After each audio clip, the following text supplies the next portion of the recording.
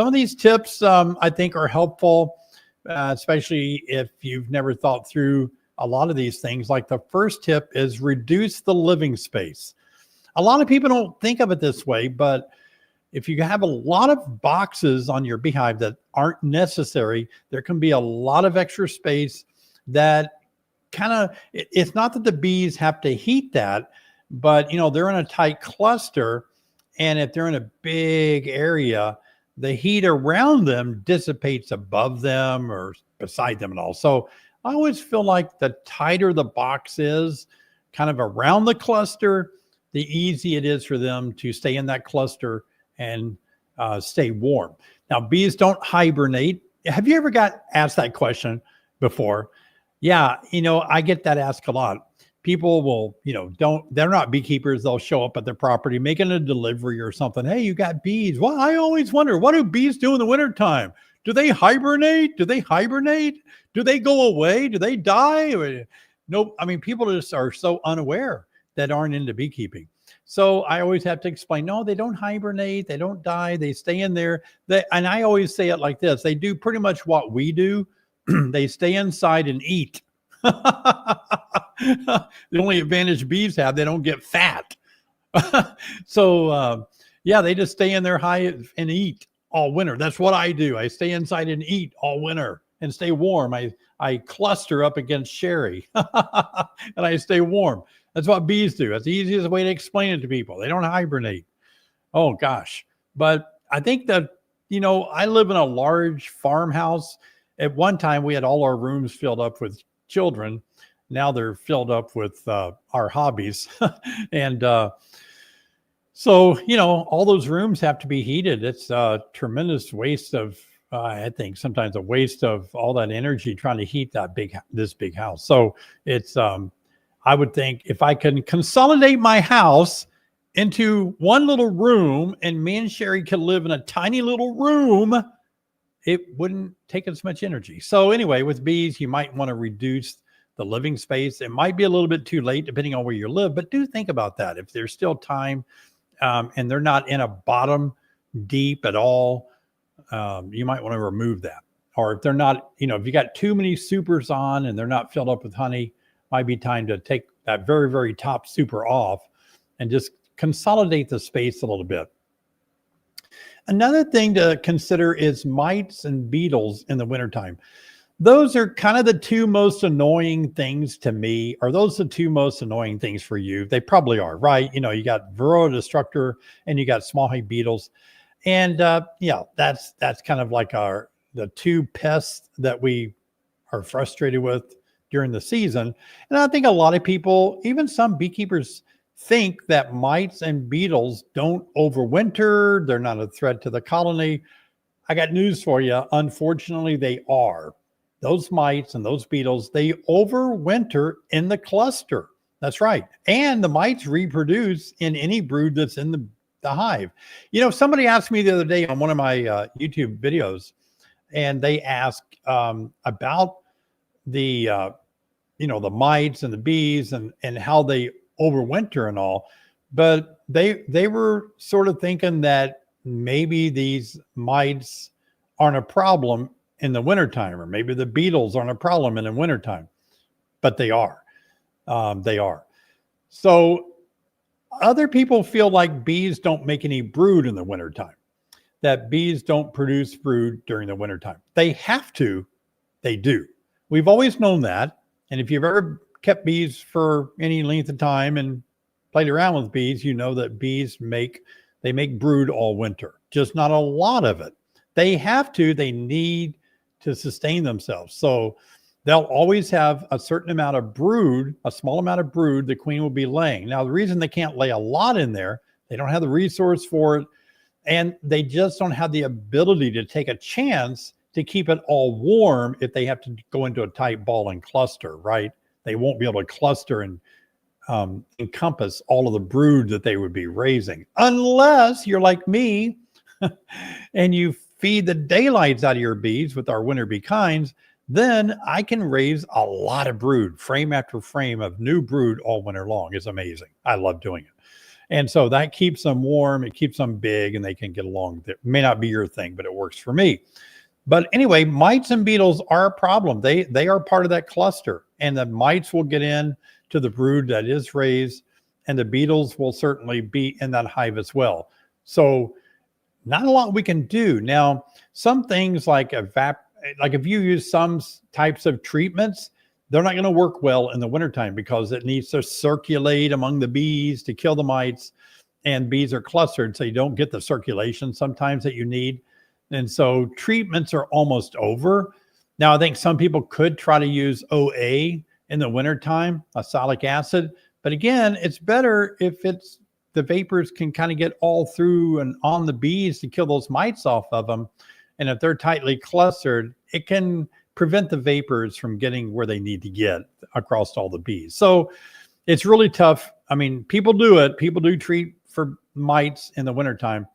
I just don't want to take that chance in case, I kill my queen or something weird happens like that. So I don't do any treatments in the wintertime, but they're still in there and they're still reproducing. So we still have to battle some of those things. Probably another thing you might have heard about bees, there's carbon dioxide and moisture in the hive because bees aren't really breathing like we do. They're not exhausting. We produce a lot of carbon dioxide and exhaling. And so a bunch of humans, bunch of people in a room with windows on it in the wintertime, like if you're riding on a school bus, like I grew up riding a school bus out in the country, and the back of the bus where I like to sit, that's where all the cool stuff was. And some things weren't so cool, but hey, and our windows would fog up. They'd get all condensation on the inside of the window.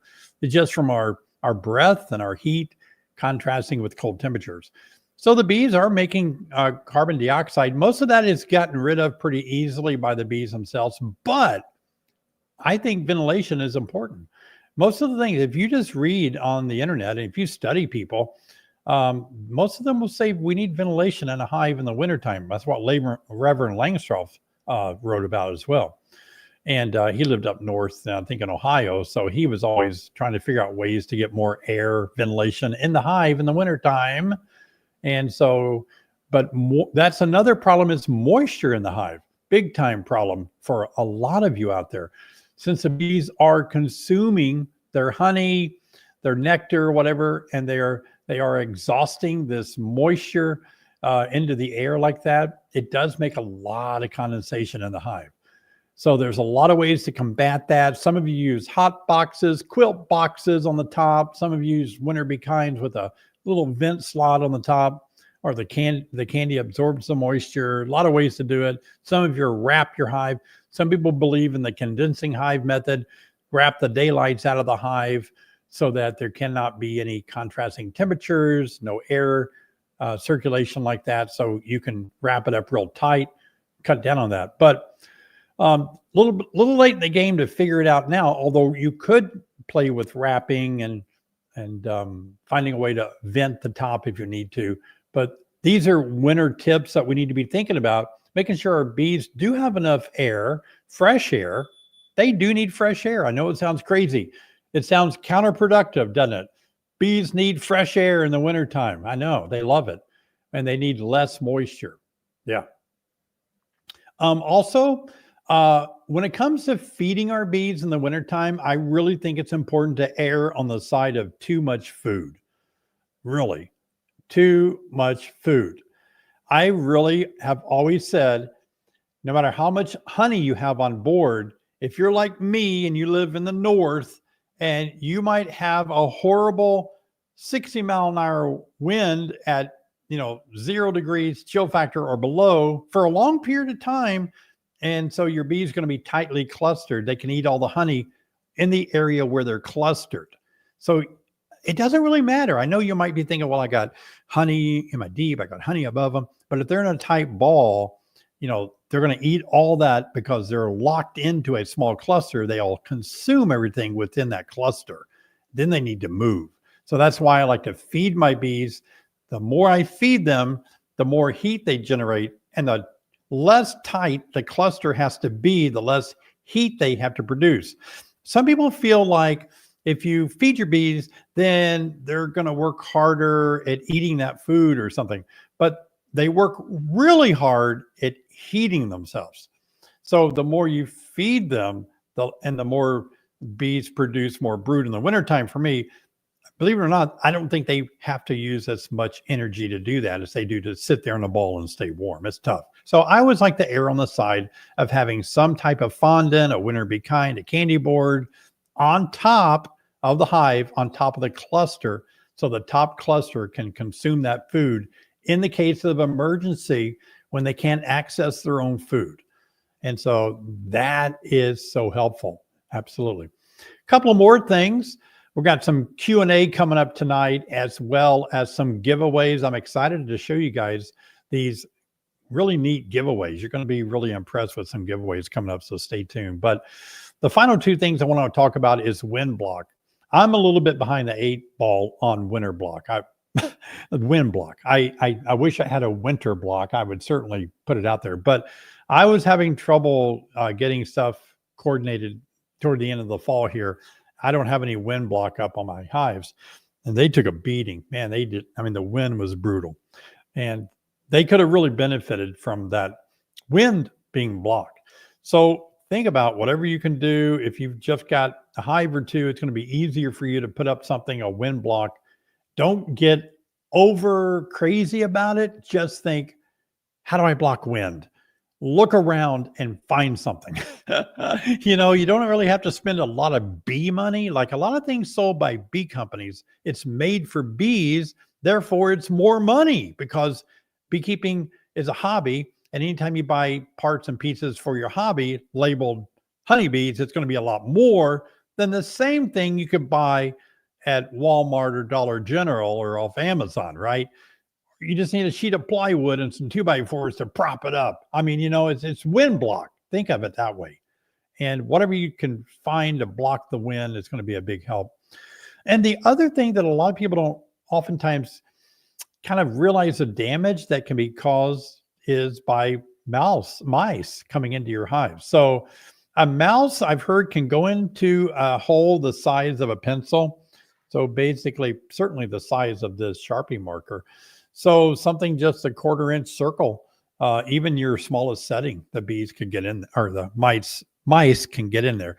So if you have some way to put up a mouse guard, keep mice out, that would be a big help as well. So just think about blocking the wind, keeping critters out. I just made a video this week, a couple of days ago, where I gave these December tips.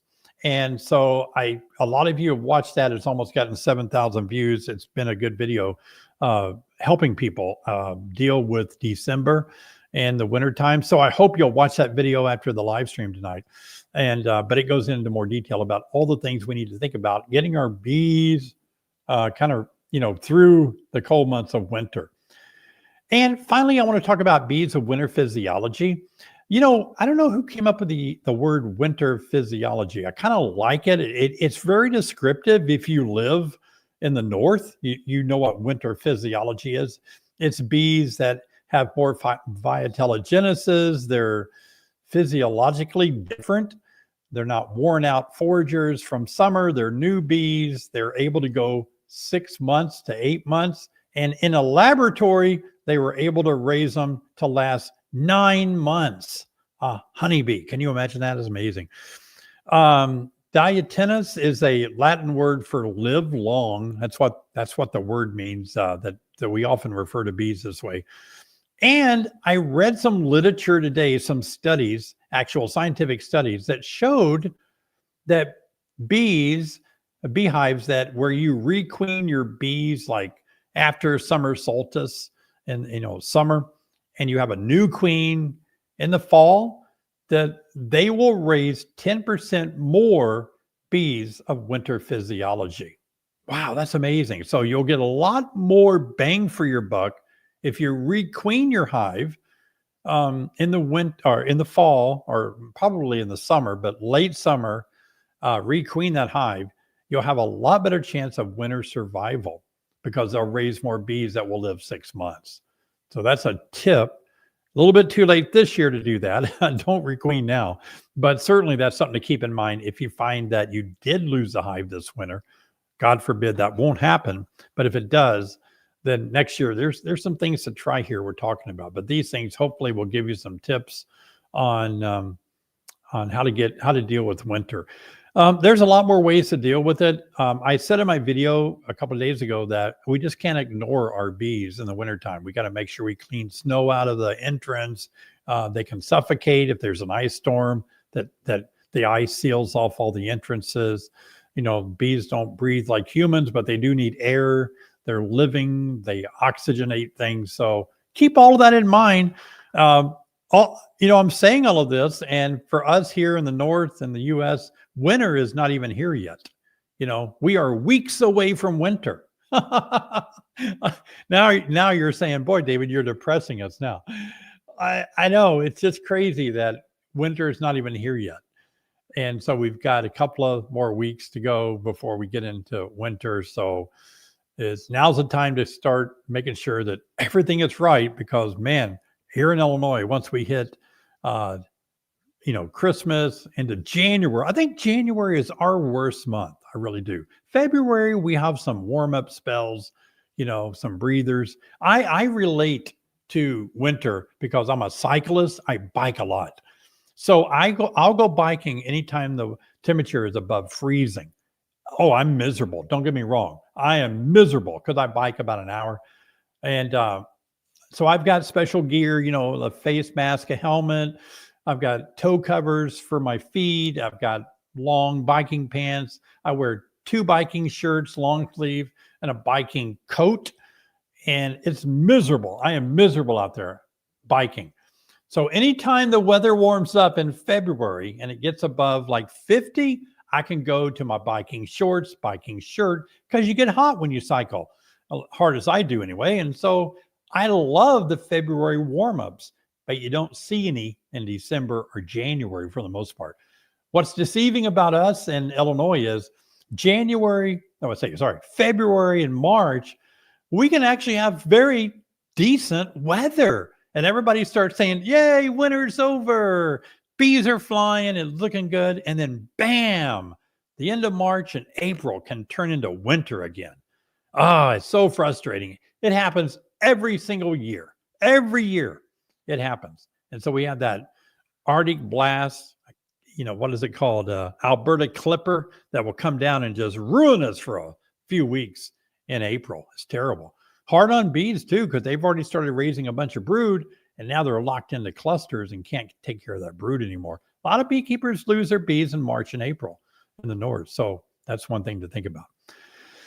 Well, I want to thank you guys for joining the live stream tonight. Thanks so much for all the donations you're making. I see those. I appreciate all of you ton. So thank you so much. I see so many familiar names in the chat. So good to see all of you guys joining us tonight. And so I'll just say welcome.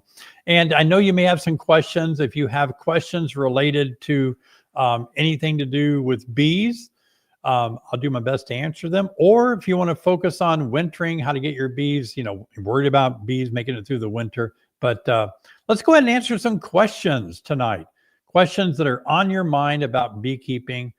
I'm ready for your questions. Your questions keep me sharp.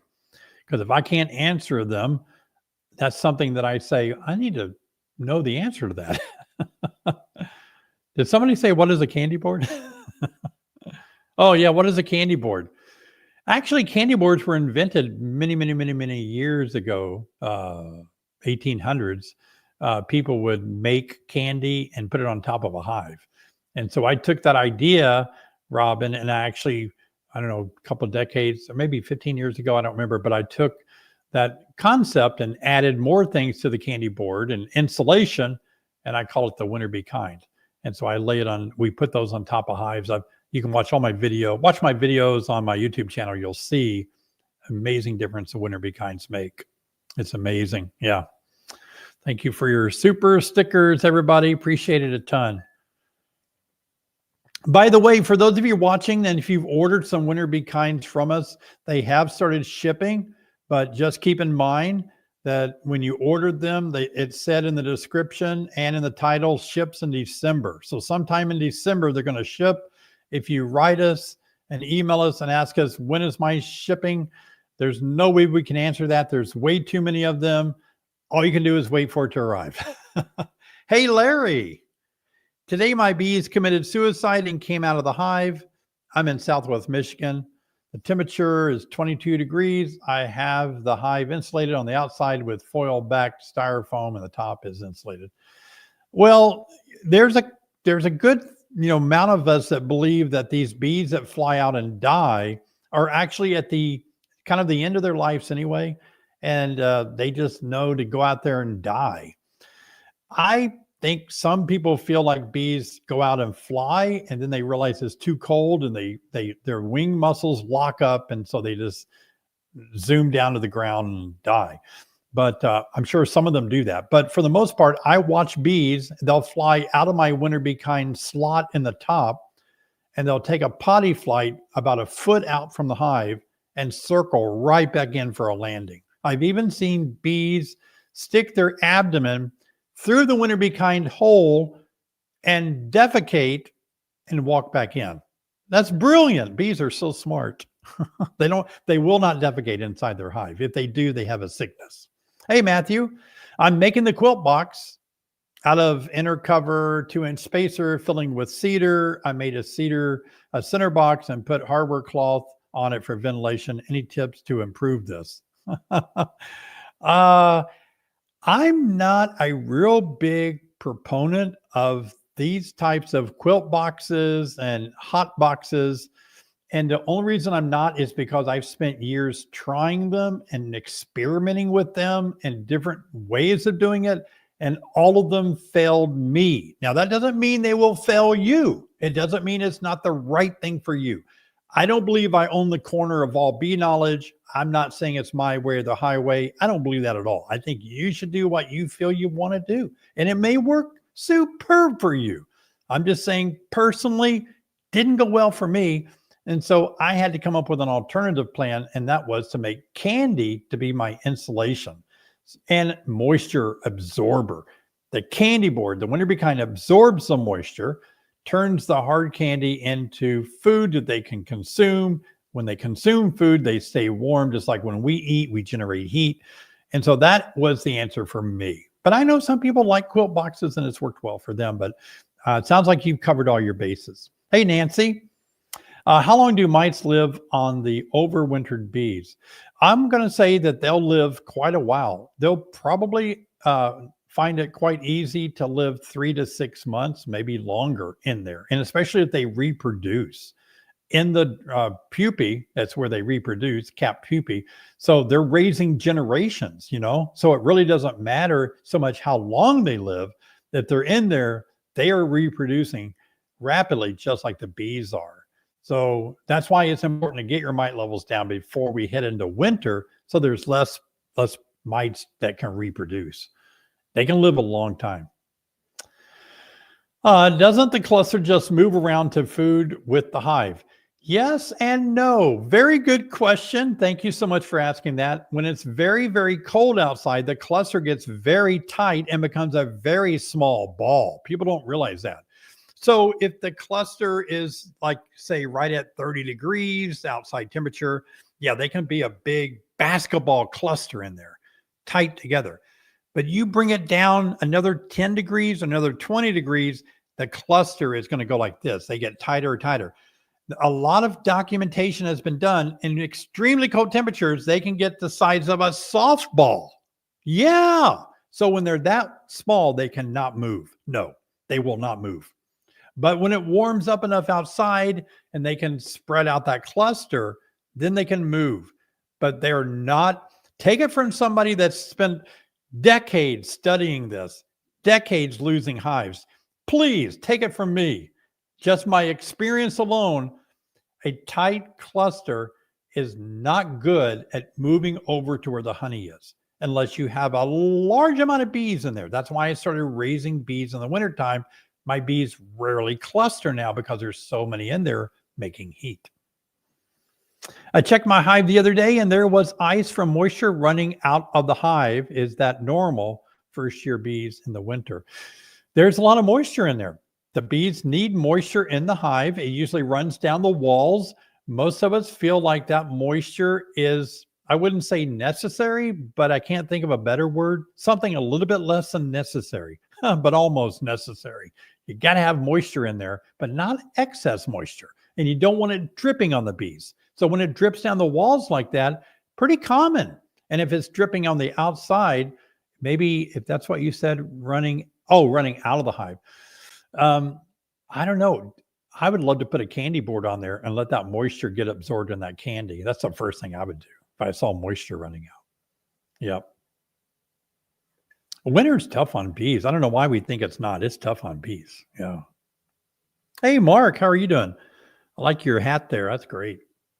And you have an arm. You have an arm on your shoulder in case you didn't know. You might want to see what that arm's doing on your shoulder there. What is the worst that can happen if I can't pull my Viroxan strips out?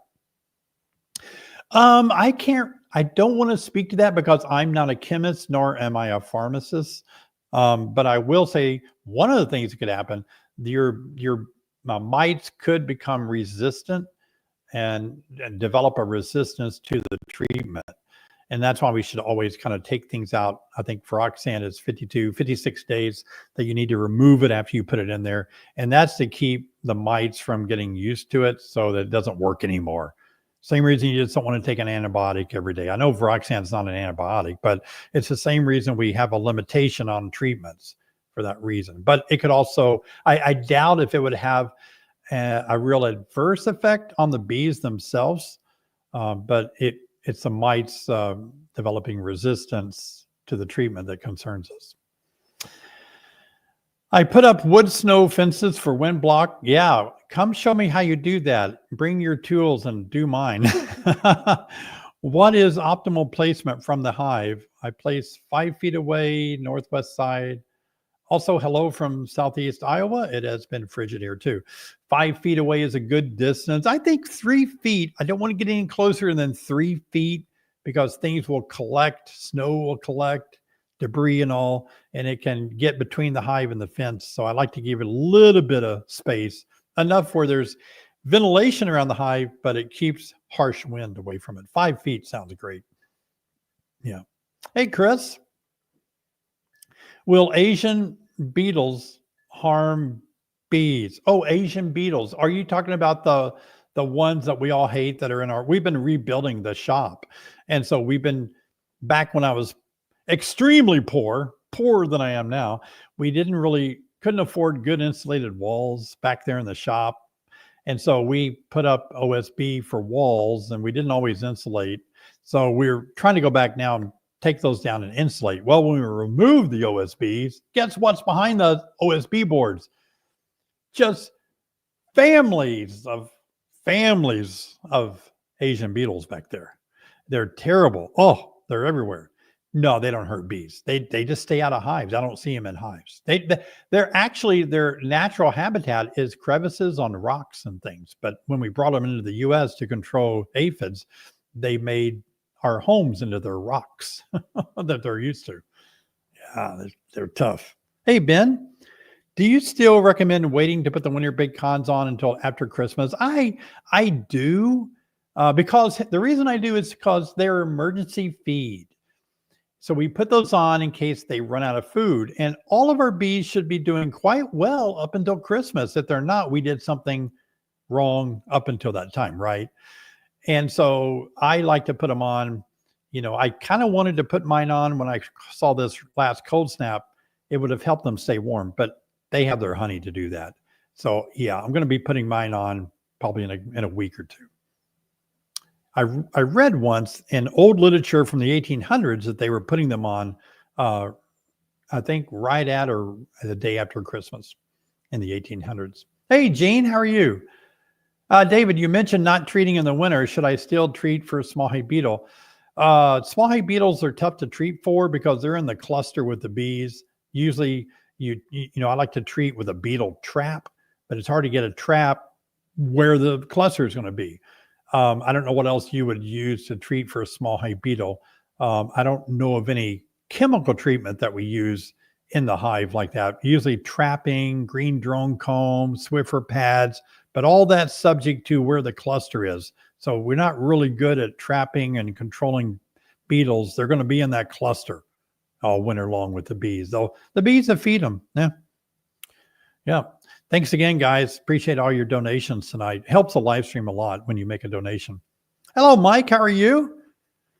Question, is now a good time to move hives without affecting orientation flights since temperatures haven't exceeded 48 degrees in the past week? Likely will be for the next day. Yeah, Western Tennessee, I think you're safe to move those. Absolutely. I really do. I don't think, if they're not clustering, if they're not foraging, they don't know where any foraging is. Yeah, you're going to be good. Oh, yeah. That's going to be hard on your back moving those hives around. They're pretty heavy. Hey, Stephen, I put on my winter be kind and notice I have a few water bugs in the hive. Is there anything I can do to treat? Nope. You can have those water bugs. I've seen those too. They're real black water bugs. They're just probably hanging out in the hive. I don't think they're going to be inside the hive. Make sure if they're getting onto the candy board, there may be a little bit of gap from propolis on top of the box where the candy board sits down, leaving a gap. I've seen that on my hives before because I'm not always good at scraping the boxes that, when you have that propolis around the edge. And so it gets so hard in the wintertime, it becomes a rock. So take Gorilla Tape, metal tape, and tape the winter be kind board to the bottom of the box below it so no other little ants or bugs that try to go up in there. That'd be a big help to you. Yep. Thanks again, guys, for all your donations. Yeah, it helps us so much. I appreciate it. I'm a little confused. Well, join the rest of us. If you're a beekeeper and you're not confused, I don't know. We're all confused. You say not to break the propolis. How do you refeed without doing that? So my take on breaking the propolis, did I say not break the propolis? I don't know. Have I ever said that? I don't know. Maybe I'm sure I've said it, but I didn't mean it that way. We do have to break the propolis seal in the wintertime to change out our winter be kind boards. But here's the deal with that. Two things are likely going to be in your favor. Number one, you will likely have enough heat from the sun in the wintertime to reseal it. And even if you don't, there's enough heat from the hive. Inside that hive, it's really warm. And so there's enough heat to get that to bite down again. We're not asking for the propolis to become gooey like a 95-degree summer day. We're just asking it to be soft enough to grab, there's two parts of propolis. There's the part that's on the box, parts on the top cover, whatever, and the two will join together again with just anything above freezing.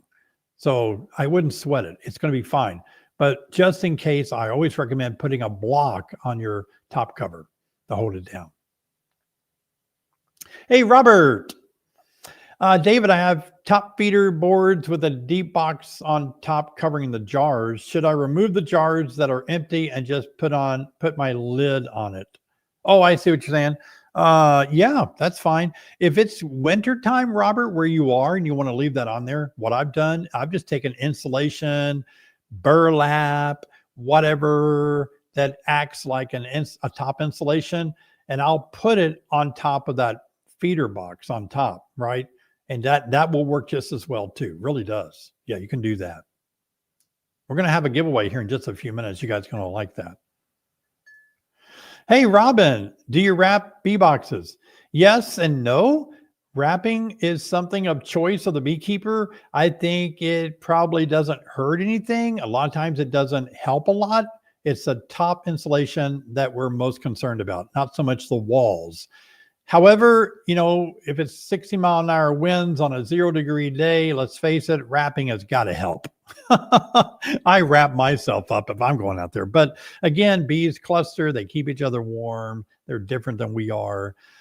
Bees are warm-blooded as a cluster, cold-blooded as individuals. So they stay warm by staying clustered together. Michael, I have a situation happening with 2 hives here in North California 3 days ago. Resources for them left in the hives. My question is, should I put sugar in the hive for them? Well, I don't know what you mean by put sugar. I'm not a real big fan of putting table sugar in a hive. Table sugar is really hard, granulated, crystallized sugar. Takes a lot of moisture for that to really be edible by bees. They can't crunch hard sugar grains like we don't. We have teeth. We can chomp down on stuff. They can't. Everything a bee eats, they eat through a straw. They're proboscis. So if you're talking about sugar water, that's different. Or some kind of a feeder board like ours designed to be more palatable for the bees to consume.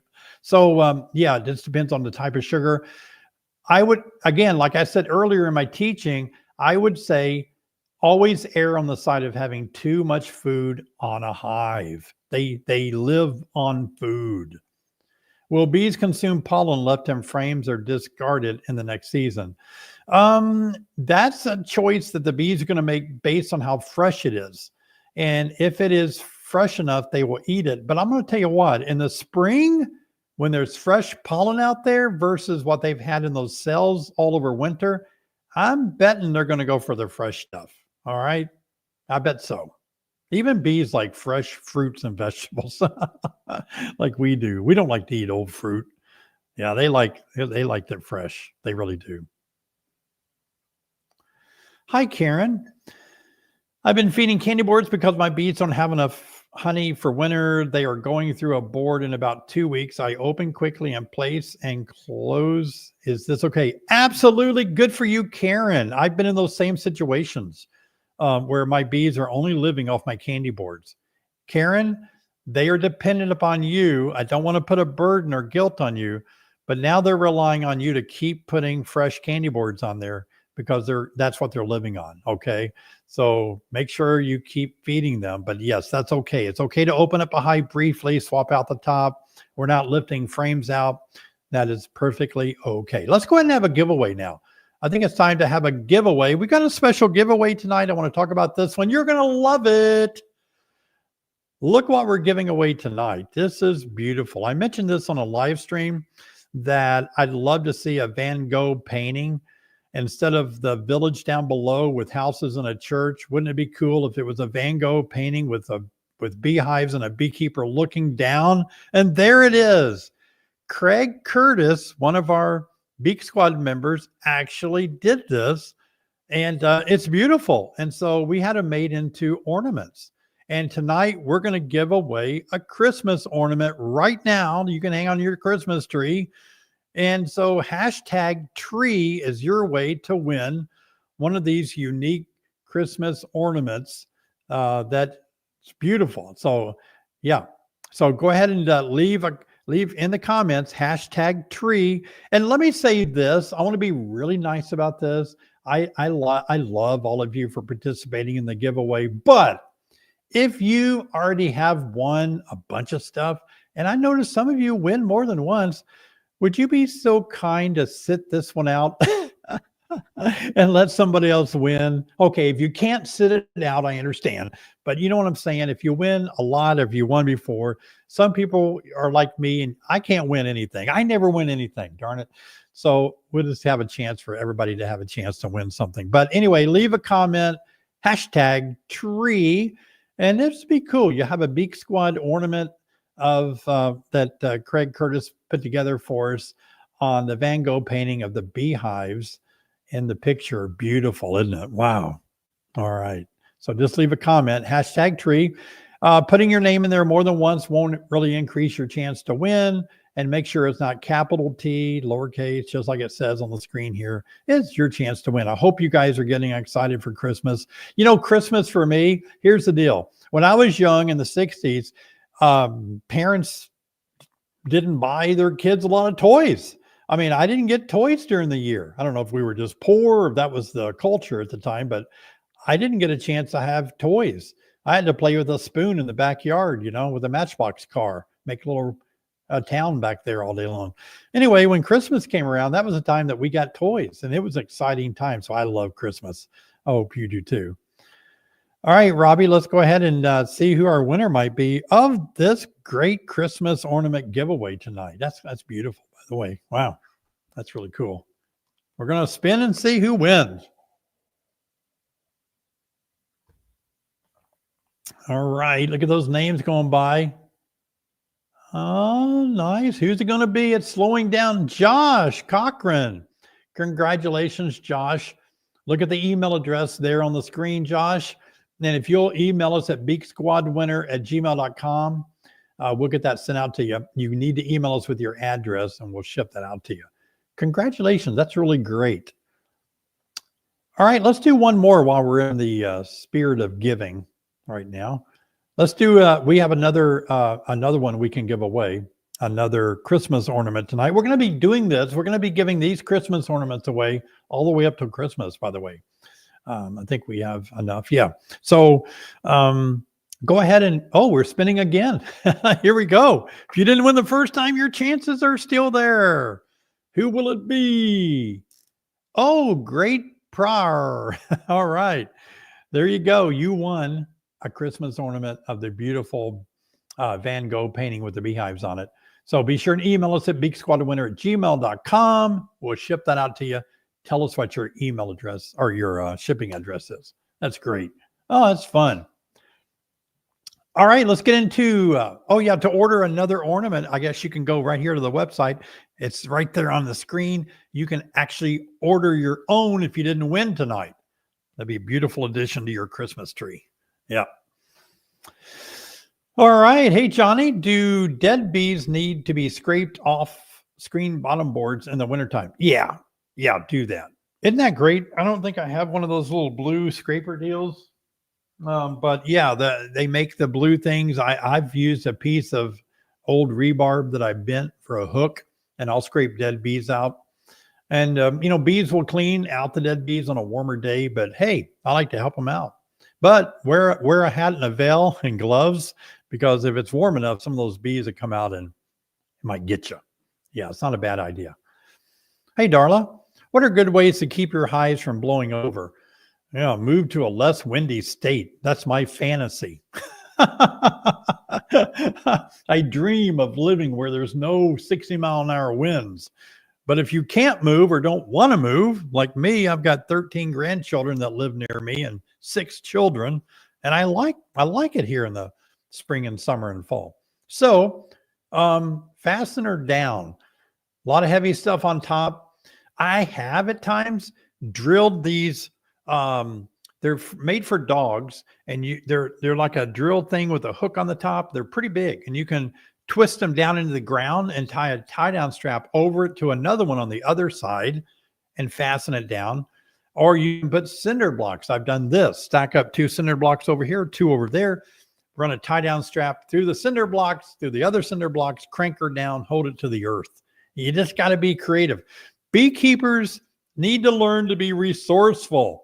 Everything that you need, you don't have to buy at a vendor's spot at a conference. Really, you can just figure it out. Go to Harbor Freight and buy what you need, pay a lot less for it if it doesn't say a bee name on it. Yeah.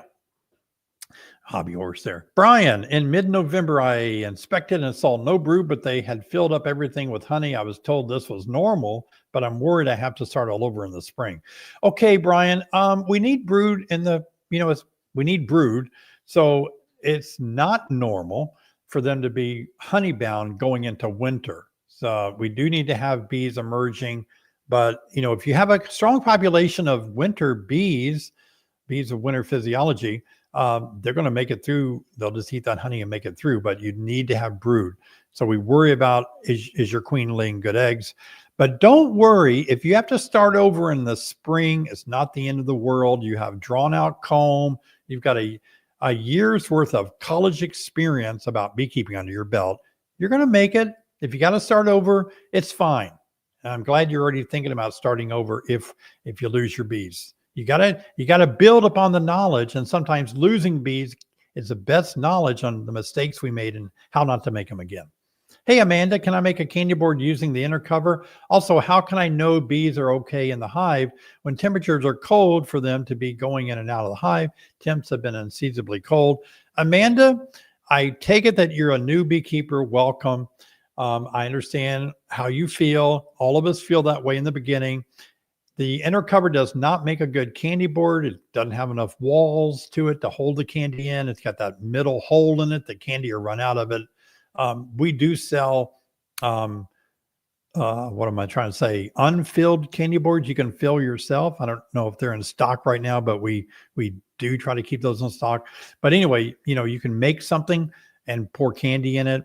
I wouldn't use the inner cover. Let me answer these other questions here. Let's see. Oh, wait a minute. Is it okay if bees are going in and out?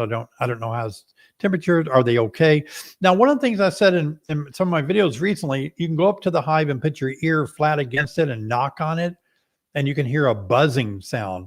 Now, that's not 100%. Sometimes I don't hear anything and the bees are fine because they're up higher. They're over there on the other side, whatever, but you can knock on them. But I know it's unseasonably cold. It's hard to know if they're okay. You can buy a thermal camera. I've promoted that on I think on YouTube. Yeah, one of my live streams, I gave one away. Hook it to your cell phone, and it shows heat detected inside the hive. That's really cool. We may have to give one of those away again, but you can use something like an IFR camera, and you can actually do some picture taking and see how they're doing, how they're clustering. Hey, Carrie. What are the chances of robber bees entering through the opening of the winter bee kind if temperatures warm up? I live in Indy. It's pretty rare. I've always wondered that. And I'm always kind of concerned about it. But I never see it. It's odd, isn't it? It seems like bees rob more in the fall than they do the spring. Have you noticed that? But anyway, what you can do is you can put duct tape over it if you start seeing that. And that will take care of that. Yep. All right. Good questions tonight. So how are they able to move to the honeybee kind if they are tightly clustered? Because in my experience, what I've noticed, the cluster will move up into the hive, upward to where the winter bee kind is. When they eat that winter bee kind, they're going to be able to produce more brood.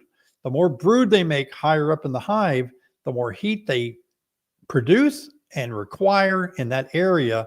So the cluster will be in not the very top, but they'll be the top of the cluster. They will make it happen. This is interesting. This is work that I did, I think 15 years ago. And I photographed it, and I had sensors in the hive and all. So instead of the cluster looking like this, when you feed up here, the cluster looks like this. And so the bees up here are feeding off of it, dropping it down to the bees in the cluster below them. And so the cluster is more oval shaped.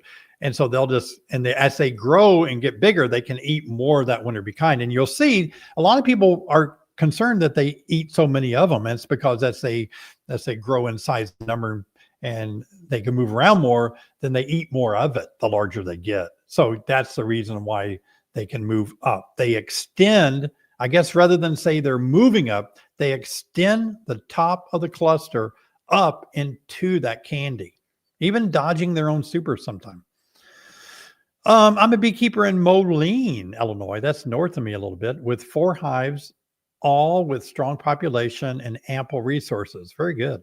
I fed them during October dirt, warm days in late November. I had bees orienting. Good thing I'm confused. So bees orienting. No, that's not unusual. I mean, if a bee is of the age of foraging and it's warm outside, they're going to go ahead and take a foraging flight. You know what I mean? Yeah, they will. Even though they don't know, there's nothing to go to. They're at the right age, 23 days old. They're just going to go out and take a foraging flight. It's like, hey, I need to know where I live. That's my job. I'm at the age of foraging. Then they realize, well, there's nowhere to go. I'm just going to go back inside. Yeah, that was fine. That's interesting that you observed that.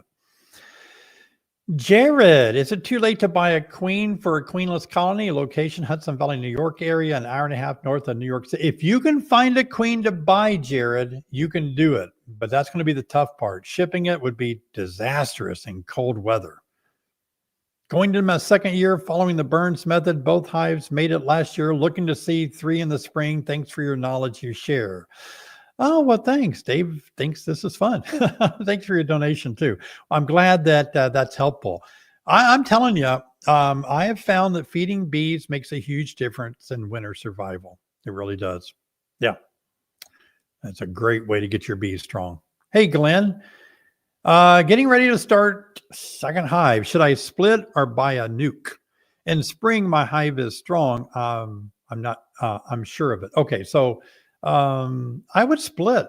Don't spend money if you don't have to. If your hive comes out of winter very strong, Glenn, split that baby. Here's how to split it. Are you ready? Get a pin ready. This works for me so perfectly. Pull out 4 frames out of that big overwintered colony with brood, eggs, larvae, resources, 4 frames with everything on it, Take the old queen with you in those 4 frames and put it somewhere up against the opening, up against a wall or rock so they can orientate to that new location. The hive back home is big enough that wants to swarm, but they can't because the queen's gone and they got 4 frames that now you replace with undrawn comb. And boom, they got work to do. They got to raise a queen, draw the frames out. They're not going to swarm for 30 days. So 30 days, repeat, rinse, repeat, do again. Hey, Scott, if one leaves the reducer on with the medium opening, would you still recommend leaving the winter be kind top vent in South Dakota? Yeah, you can do both. I've done both. A lot of my hives, I don't even put an entrance reducer on the entrance at all sometimes. Other times I will, and I'll leave it open. Other times I close it completely off. It's a choice, really. It doesn't make any difference to the bees. They're going to find a way out, and they'll use their hole of choice. All right, we got time for a couple more questions tonight. You guys are great for joining us tonight. Hey, Andy, have you ever seen the bees removing and storing the candy board material in the comb below as opposed to consuming it? I've never noticed that because it's usually liquidy enough by their own moisture and their own heat that I can't tell the difference between that and nectar. But I've seen increased nectar. In fact, one of my videos I made, I think it was last winter, I actually showed, look, this frame didn't have nectar in it. And it's winter. Now it has nectar in it. I didn't feed them sugar water. Where did it come from? It came from the Winter Be Kind board. So I guess I did observe that. Yeah. So it had to be that. They could be moving it around, I guess, moving honey around.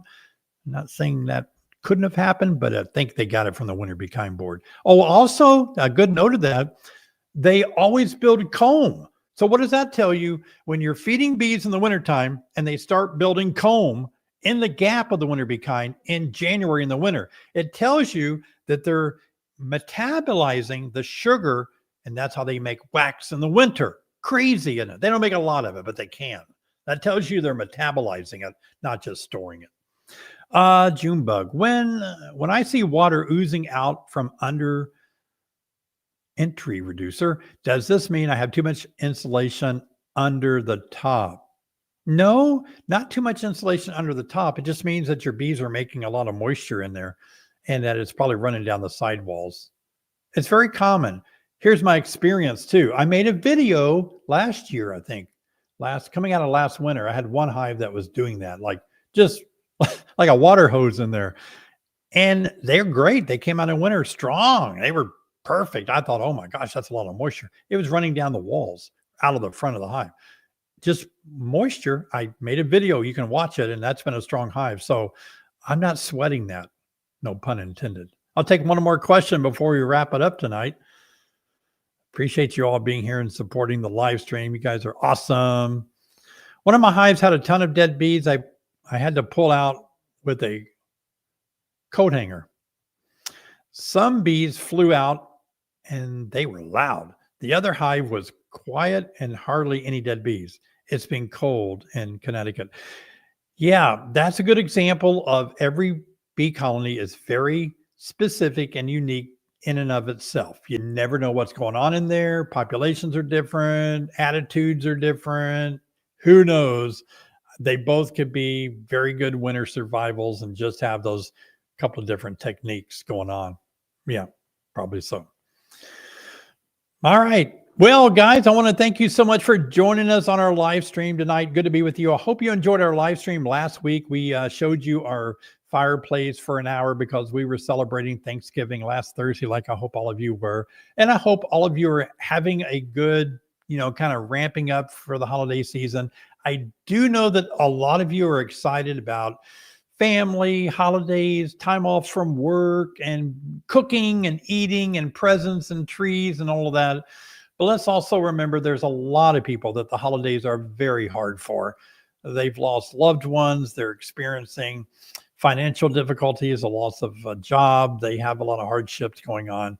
Let's don't forget that it's not always a joyful time for everybody. A lot of people are suffering and hurting, and I feel very compassionate and very sad for those that have to go through these hard times, the holidays, remembering difficult things. So let's always keep that in mind, to be sensitive to other people. I'm a believer that if we are kind to one another, and if we can be very tolerant of each other, supportive of one another, love each other, that the world could be a much better place. I know it seems like that's never going to happen again, but I'm not giving up. I'm going to keep being kind, loving, supportive. And that's why I have a YouTube channel. I feel like I can support beekeepers with my heart, with my knowledge, and my compassion to help you, that you don't have to struggle. You struggle with enough things. You don't need to be struggling with your bees. That's me. That's David Burns. That's why I'm here. I'm helping you guys out. So I hope you appreciate it. I want to thank you guys and let you know I love you. You guys are the best. I do have so many videos on my YouTube channel. I do hope you'll take a look at my channel and look. There's probably a video on anything you could think of. I dare you to think of something that I haven't made a video on, because I've been on YouTube for 16 years, over 16 years making videos on beekeeping. Wow. So I appreciate you guys for supporting my channel. I'm going to say goodnight. I want to thank Jessica. I want to thank Robbie and Sherry for being with us and administrating behind the scenes tonight. They always do a great job. I'm going to have them on here before Christmas one day. We can all say hi to them. They're great. So we'll see you guys next time. Have a good evening. Good night.